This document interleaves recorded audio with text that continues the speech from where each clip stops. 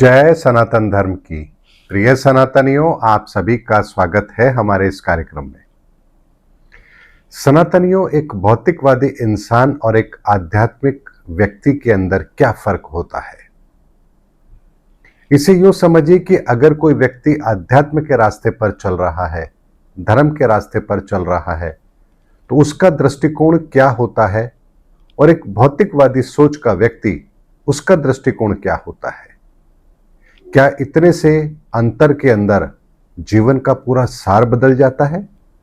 इस बात की गहराई को आज आप जरूर समझ जाएंगे।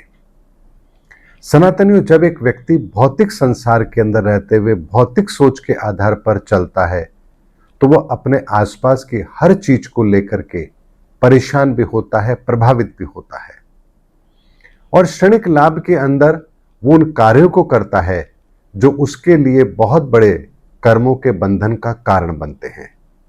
लेकिन एक आध्यात्मिक व्यक्ति कभी भी उन चीजों में अपने आप को फंसाता ही नहीं है जो कहीं ना कहीं कर्म बंधनों का कारण बनता है।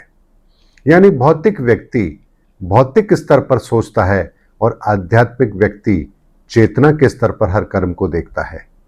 इस बात को ऐसे समझिए कि जैसे एक भौतिकवादी इंसान है तो वो जो इच्छा होगी, जिसका स्वाद उसको अच्छा लगेगा, वो उसी को ग्रहण करेगा, यानी उसके भोजन में वही चीज शामिल होगी। लेकिन एक आध्यात्मवादी व्यक्ति हमेशा भोजन को इस शरीर की जरूरत के साथ जोड़कर देखेगा। वो स्वाद के लिए नहीं, बल्कि इस शरीर के लिए जिस चीज की आवश्यकता है, वो उन चीजों को ही अपने भोजन में शामिल करेगा। ये एक ऐसा अंतर होता है जो आपके सोचने समझने की क्षमता को बिल्कुल अलग कर देता है। इस बात को आप ऐसे समझिए, जैसे एक व्यक्ति अगर किसी वस्तु को चेतना के स्तर पर देखना आरंभ करे तो वो उसके परिणामों को भी बेहतर तरीके से देख पाएगा कि आखिर इस कर्म को करने के बदले मुझे प्राप्त क्या होगा, और जो कुछ मुझे प्राप्त होगा वो मेरे लिए कितना सहायक है। क्या ये मेरे जीवन के उद्देश्य के लिए मेरे लिए महत्वपूर्ण है? अगर है तो वो उसे स्वीकार करेगा, और अगर वो उसके लिए महत्वपूर्ण नहीं है तो वो उसे कभी भी स्वीकार नहीं करेगा। इसीलिए एक आध्यात्मिक जीवन को जीने वाला व्यक्ति कभी भी सांसारिक दुखों को महत्व देता ही नहीं है। अपने जीवन के अंदर जो संसाधन उसे मिले हैं उनसे वो कभी प्रभावित तो होता ही नहीं है, बल्कि वो अपने जीवन के अंदर उन कर्मों को करने के लिए प्रेरित रहता है या अग्रसर रहता है जो उसके लिए महत्वपूर्ण है, जो उसके इस लोक को भी बेहतर बना सके और उसके परलोक को भी संवार सके। इसीलिए जब महापुरुष इस धरा पर आते हैं तो उनके विचार इतने श्रेष्ठ होते हैं कि जो भी उनके संपर्क में आता है वो उनसे प्रभावित हुए बिना नहीं रह सकता। यही कारण है कि महात्मा बुद्ध ने जब अपने घर को त्याग दिया और ईश्वर की शरण में चले गए, यानी कि मैं कहाँ से आया और मुझे आखिर जाना कहाँ है, इस अनंत की यात्रा को जब वो खोजने निकले तो फिर उन्होंने अपने जीवन के अंदर पीछे मुड़ के कभी नहीं देखा, बल्कि चलते रहे और उस अनंत तक की यात्रा की खोज करते रहे और उस अनंत में ही विलीन हो गए। और सनातन का भी सत्य यही है कि हम शून्य से प्रकट होते हैं, शून्य से अलग होते हैं, और उस अनंत में ही विलय हो जाना, यही हमारे जीवन का अंतिम लक्ष्य होता है। इसीलिए सनातन एक बात को हमेशा ध्यान रखिए, आपकी भौतिकवादी सोच कभी भी आपको न भीतर से प्रसन्न होने देगी, न भीतर से कभी शांत होने देगी। लेकिन यदि आपकी सोच आध्यात्मवादी है तो आप भीतर से भी शांत होंगे, भीतर से भी प्रसन्न होंगे, और एक वो अवस्था होती है जो आपको सहज रूप से ईश्वर की प्राप्ति अवश्य कराती है। इस बात को ऐसे समझिए, जैसे अगर किसी व्यक्ति से पूछा जाए क्या ईश्वर को प्राप्त किया जा सकता है, क्या ईश्वर को देखा जा सकता है, क्या उनका सानिध्य प्राप्त किया जा सकता है, तो एक भौतिकवादी इंसान की परिभाषा में ये सब कुछ असंभव है। वो कहेगा ये संभव ही नहीं है।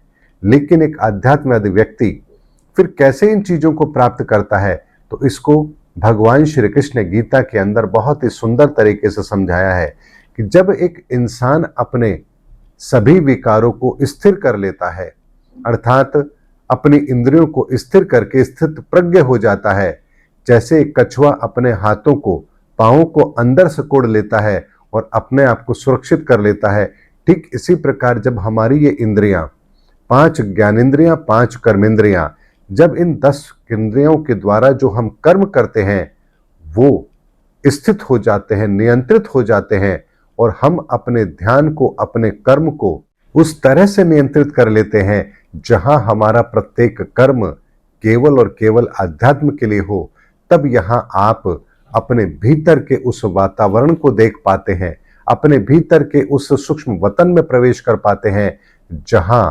बाहरी पदार्थों की जो सीमा होती है, भीतर उनकी कोई सीमा नहीं होती है। और यहीं से आप अपने भीतर का वो सूक्ष्म वतन, वो भीतर का आंतरिक जगत देख पाते हैं जहां किसी चीज की कोई लिमिटेशन नहीं है, और वो एक ऐसा आध्यात्मिक मार्ग है जो आपको अनंत की गहराइयों में लेकर चला जाता है। और आप जितनी उस गहराई में उतरते जाएंगे, आप उतना ही परमात्मा का प्रत्यक्ष अनुभव करते चले जाएंगे। इसीलिए सनातनियों, इस संसार को तत्व से देखना शुरू कीजिए। यदि आप इस संसार को तत्व से देखेंगे तो आप इस बात को बेहतर तरीके से समझ पाएंगे कि आपके जीवन का कौन सा कर्म आपके किस तत्व को खराब करेगा या किस तत्व को बेहतर करेगा। और ये विज्ञान यदि आपने सीख लिया, समझ लिया, तो आप अपने जीवन में कभी भी उन कर्मों को करेंगे ही नहीं जो आपके लिए बंधन का कारण बने। इसीलिए सनातनियों, भगवान श्री कृष्ण ने गीता के अंदर बहुत स्पष्ट कहा, हे अर्जुन, तेरे भी कई जन्म हो चुके हैं, लेकिन यदि तू मुझे तत्व से जानेगा तो फिर तू इन आने जाने के चक्र से मुक्त हो जाएगा। क्योंकि तत्व से जानने के पश्चात हम उन कर्मों को करने के लिए अग्रसर होते हैं जो कर्म हमें मुक्ति का मार्ग प्रदान करते हैं।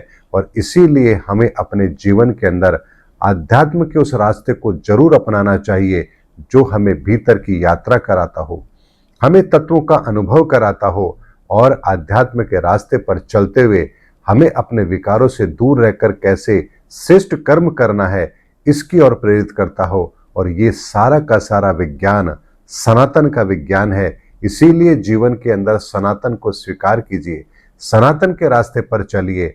सनातन का रास्ता ही वो रास्ता है जो आपको शून्य से अनंत तक की यात्रा कराकर पुनः उस शून्य में समाहित करने की ताकत रखता है।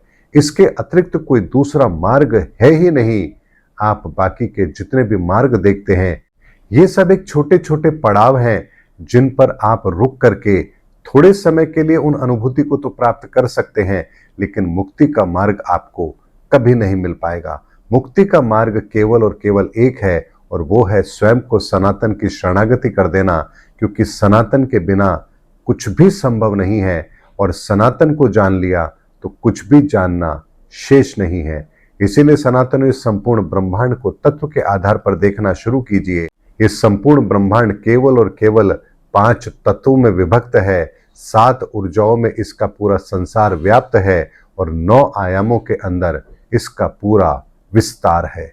इसीलिए सनातनी इस विज्ञान को जानने के पश्चात कुछ और जानना शेष नहीं रहता है। इसीलिए स्वयं को सनातन के रास्ते पर चलने के लिए प्रेरित कीजिए, और अपने जीवन को भौतिकवादी नहीं बल्कि अध्यात्मवादी बनाइए। और अध्यात्म का मतलब ही होता है अपनी आत्मा का अध्ययन, और आत्मा का अध्ययन अर्थात उन ऊर्जाओं का अध्ययन, और ऊर्जाओं का अध्ययन का मतलब होता है प्रकृति के उन 7 रंगों का अनुभव जो आपके भीतर भी है और जो संपूर्ण संसार में समाया हुआ है। सनातनियों, सनातन का ज्ञान, सनातन का विज्ञान इतना विस्तृत है कि जिसको जान लेने के पश्चात यकीन मानिए, इस संसार की किसी भी विधा को प्राप्त करना शेष नहीं रहता है। जैसे भाषा का ज्ञान होने पर आप इस संसार के अंदर जितनी भी किताबें लिखी हैं उस भाषा में, उसको पढ़ने में आपको कोई तकलीफ नहीं होगी। ठीक इसी तरह से जिन ऊर्जाओं से संसार बना है, उनको यदि आपने जान लिया तो आपको ये संसार जानने में कोई तकलीफ नहीं होगी, बल्कि आप इस संसार को उतना बेहतर तरीके से जान पाएंगे जहां फिर संसार की कोई भी तकलीफ यदि आपके सामने है तो आपको पता है कि इसका समाधान क्या है। और यही कारण है कि महापुरुषों के पास हर समस्या का समाधान होता था, और वो किसी भी समस्या को लेकर के कभी विचलित होते ही नहीं थे। उम्मीद करता हूं सनातनियों, आज के छोटे से वीडियो में मैंने आपको अध्यात्म के रास्ते पर क्यों चलना चाहिए उसका एक छोटा सा उदाहरण आपको दिया है। अगर समझ आए तो अपने आप को उस आध्यात्म के रास्ते पर चलने के लिए प्रेरित कीजिए और अपने आप को इस भौतिक संसार के इन परिणामों से बचाइए जो आपको सदा सदा के लिए कर्म बंधनों में बांधते हैं और जिसके अंदर फंसने के बाद आप सदा आते रहेंगे, जाते रहेंगे और कर्मों का एक खेल चलता रहेगा। उम्मीद करता हूं सनातनियों मेरा वीडियो आपको जरूर अच्छा लगा होगा। अगले वीडियो में आपसे फिर भेंट होगी, तब तक हमारे चैनल पर बने रहिए। जय सनातन धर्म की, जय धर्मयुग की, जय सनातन विश्व।